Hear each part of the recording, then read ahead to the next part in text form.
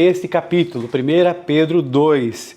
Começando aqui, eu vou cantar uma musiquinha, não sei se vocês lá da época de 1985, é a música do Léo Jaime que falava assim: quem sou eu e quem é você nessa história, eu não sei dizer. É mais ou menos assim, não sei se você naquela época era jovem, né? Eu tinha também coração pulsante ali, mas de qualquer maneira, estava com 12 anos. Mas de qualquer maneira, o que acontece? Eu trouxe só esse exemplo para que a gente compreenda qual é a nossa identidade, né? Quem sou eu, quem é você nessa história, eu não sei dizer. Mas isso não é realidade, né? Muito embora a música seja muito bonita e tal, né? O Léo Jaime tem aí o seu mérito, mas se a gente for cristão, essa história, ela tem um final feliz, né? A gente sabe quem a gente é. Então, nós somos geração eleita, nós somos nação santa, sacerdócio real, povo exclusivo de Deus. Olha só quantas qualidades nós temos, né? E aí o que acontece é que esse capítulo especificamente ele vai trabalhar justamente na questão da identidade cristã, do crescimento espiritual também que nós podemos ter e também do comportamento que a gente deve ter diante da sociedade e do sofrimento. Então assim, as três leitoras de hoje, elas efetivamente separaram ali em três partes esse capítulo e a gente começa aqui então dos primeiros 10 versículos ali lidos pela minha mãe, né? Que vai ter essa identidade aí que eu falei para vocês. Então, Pedro aqui inicia pedindo, né, exortando os cristãos para que abandonem maldade, engano e para crescerem na salvação. Deixem de lado esse leite espiritual. E ele vai utilizar essa questão dessa metáfora aqui da construção, em que ele vai utilizar Jesus, primeiro Jesus como a pedra viva, que foi rejeitada pelos homens, mas eleita, preciosa para Deus, importante, né? Então, nesse processo de construção. E também, depois, vai falar também sobre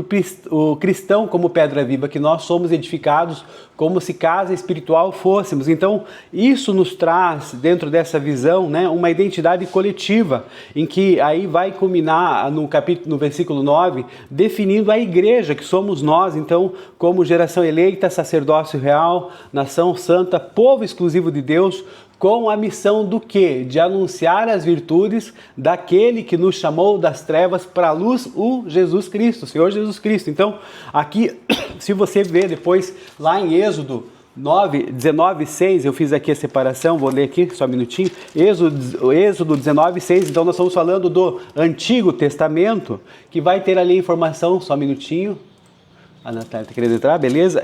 Vai ter aqui a informação de que vocês serão para mim um reino de sacerdotes e uma nação santa. Essas são as palavras que você dirá aos israelitas. Então, nesse sentido, o que acontece é que foi dito a Moisés, né, para que falasse aqui que Deus estava dizendo a ele: embora toda a terra seja minha, vocês serão para mim um reino de sacerdotes e uma nação santa. Essas são as palavras que você dirá aos israelitas. E interessante é que agora Pedro vai acrescentar duas outras qualidades, que nós somos o que? Além do que ele disse, além do reino de sacerdotes, além da nação santa, que nós somos geração eleita. E que nós somos um povo exclusivo, um povo que pertence a Deus para anunciar as grandezas daquele que nos chamou das trevas para a sua maravilhosa luz. Então, esse versículo, ele é um dos pontos mais altos da eclesiologia, que é a questão do estudo sobre a igreja. Então, nós, em comunidade de fé, nós somos essas pessoas, essa é a nossa identidade. Então, ela não apenas nos define quem é cristão, mas utiliza também os títulos lá que foram usados no Antigo Testamento, como nós vimos aqui em Êxodo, e que eram exclusivos do povo de Israel naquela época, mas que agora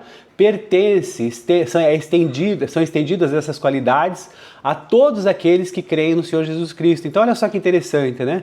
Geração eleita, amém, geração eleita o que é? É a escolha soberana de Deus. Não se trata mais de uma descendência biológica como a de Abraão, mas de uma descendência espiritual. Olha só que legal. Então a gente sai daquela situação de sangue, né, de descendência, para uma descendência espiritual. E aí é interessante você notar que a iniciativa principal, o ponto central disso, quem toma a iniciativa é Deus.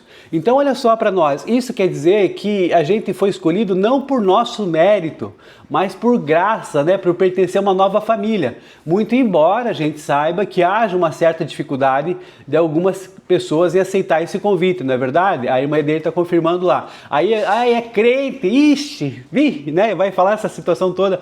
Aí a gente tem aquela lembrança daquela pessoa que andava lá de terno e gravata, com a Bíblia debaixo do braço e andando com uma bicicleta. E quando estava chovendo, a pessoa que ia atrás ali na bicicleta ainda estava com guarda-chuva. É mais ou menos essa história que o pessoal tem.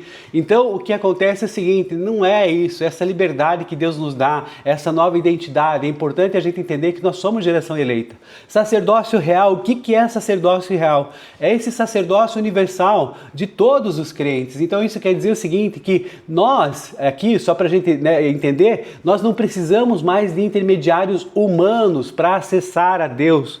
Em Cristo, agora, cada fiel, ele tem o direito e o dever de ministrar, orar, interceder. Então, olha só, quando você aceita Jesus, e principalmente quando você se batiza, quer dizer, você dá a sua profissão pública de fé, isso tudo é um dever inerente seu, é um direito e é um dever. Então, às vezes a gente faz o seguinte, a gente quer muito mais direitos do que deveres, né? Então, orar, ler a palavra, interceder, isso tudo está intimamente ligado a um dever e também de você participar da sua comunidade de fé e a questão do dízimo também, para ajudar a seguir firme lá, né, a comunidade e a poder quitar suas contas e assim por diante. Então, isso tudo são deveres inerentes que nós muitas vezes esquecemos. Mas espera aí, então não precisa mais de pastor ou presbítero? Veja só, uma coisa é uma coisa, outra coisa é outra coisa.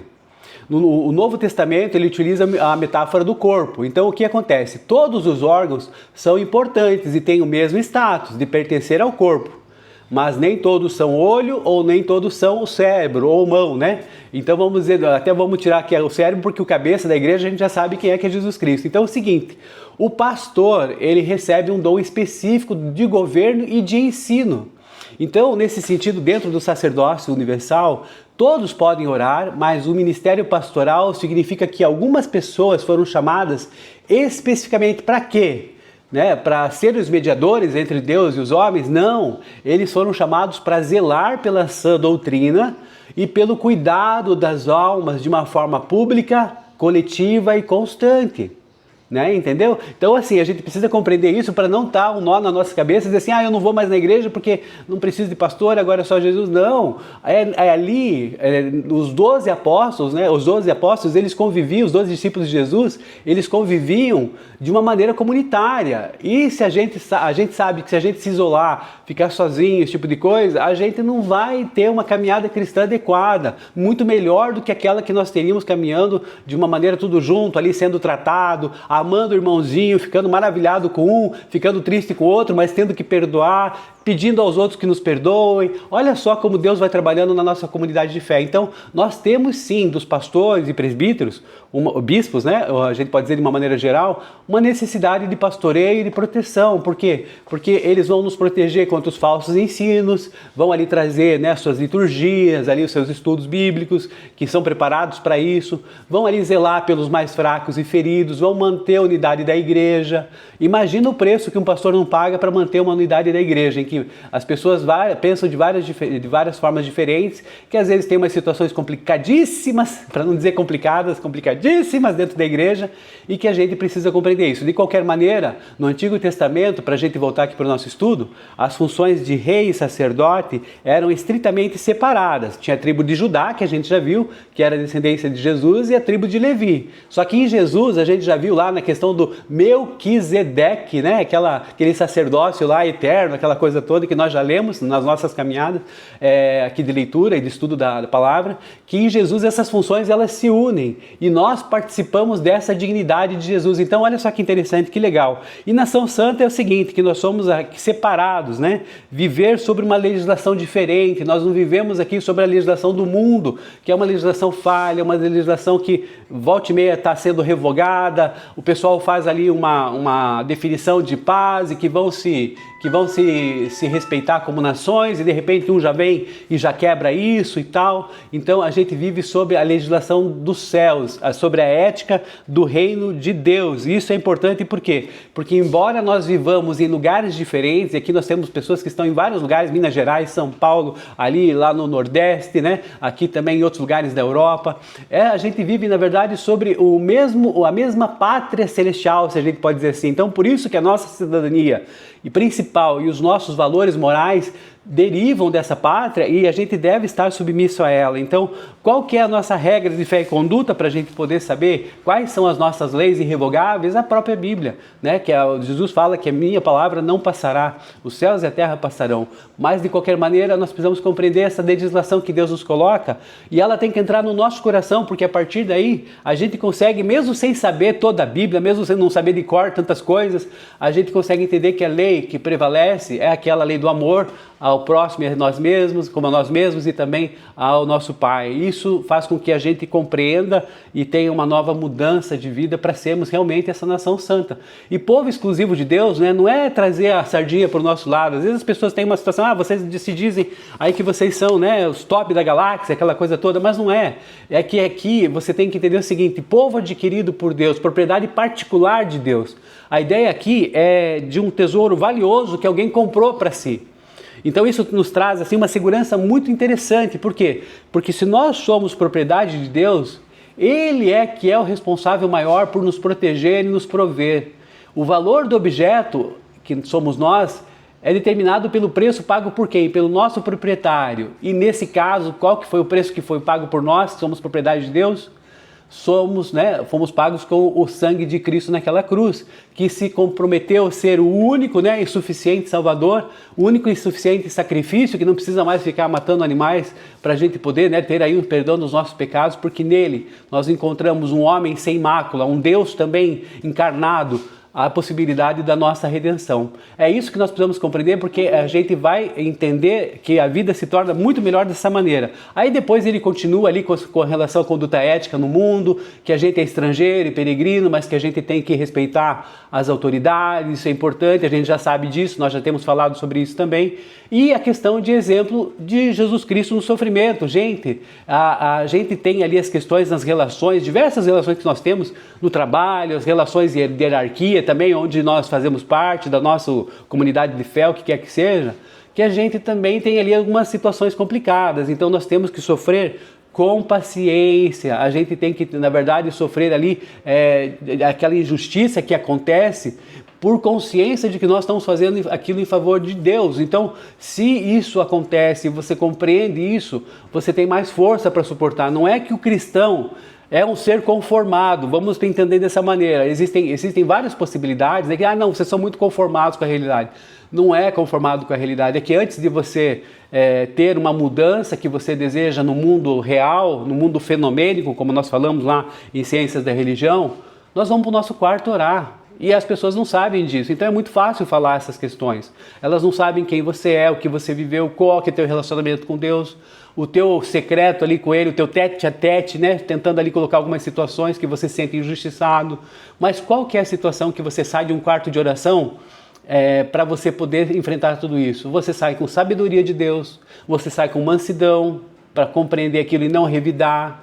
Como Jesus também não revidou nenhum insulto, nem usou de engano, então você não vai mentir. Jesus tinha sangue de barata? Vamos pensar assim. Eu acho que não. E se ele quisesse, assim como ele ressuscitou Lázaro, assim como ele fez tantos outros milagres que a gente tem aqui confirmado na palavra dele, ele podia fazer assim, pedir um estalar de dedos e os anjos viriam e, ou a realidade mudaria, eu não tenho dúvida disso. Mas ele sabia que o propósito maior nessa terra, o que era? Agradar o Pai e cumprir o seu propósito na terra. Esse é o seu desejo? Mas eu não sei quem eu sou na terra. Você sabe, olha que identidade que nós colocamos para você, já sabe quem você é. Você tem identidade em Deus, você é agraciado, você é geração eleita, nação santa, sacerdócio real, povo exclusivo de Deus. Quer mais que isso, alguma coisa? Você já sabe quem você é. Então, se existe uma dificuldade de identidade, pense sobre isso, reflita sobre isso. E principalmente o objetivo nosso, assim como foi com Jesus, é de agradar o Pai. Então, o que Jesus fez foi morrer pelos nossos pecados, para que nós também morrêssemos por pecado através dele e vivêssemos uma vida de justiça. Esse capítulo aqui é, na verdade, um chamamento, né, para que nós, como cristãos, assumamos a nossa identidade como povo santo de Deus, que a gente possa viver com integridade na nossa vida e possa suportar as injustiças que acontecem, e não são poucas, a gente sabe, seguindo o exemplo de Cristo, que é o nosso pastor e bispo maior. Amém? Então é essa a nossa caminhada.